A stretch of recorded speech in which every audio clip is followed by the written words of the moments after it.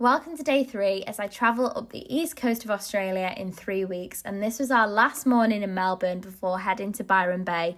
Starting off with some brunch where I was clearly feeling adventurous, chose something unusual and didn't like it. Great start, but we move.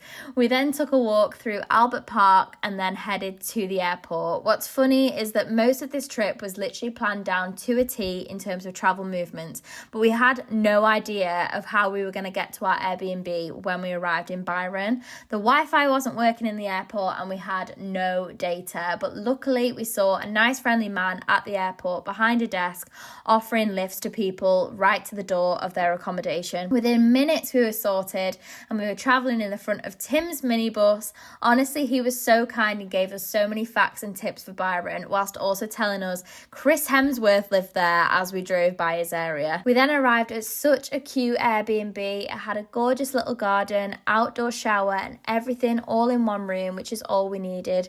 Super fresh, clean and modern. We were definitely in that classic holiday mode though, thinking that we could just head out for dinner at 8:30 p.m. But when we actually got to Byron, most of the restaurants were closing. After a panic of walking around thinking about what we were going to eat, we found a bakery that was open until 3 a.m, bought some pies and then had them on a park bench. Like, tell me you're a tourist without telling me.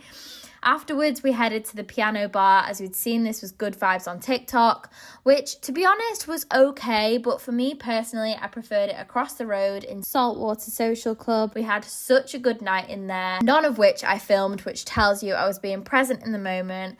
Bestie memories to last forever, and that's all I'm gonna say.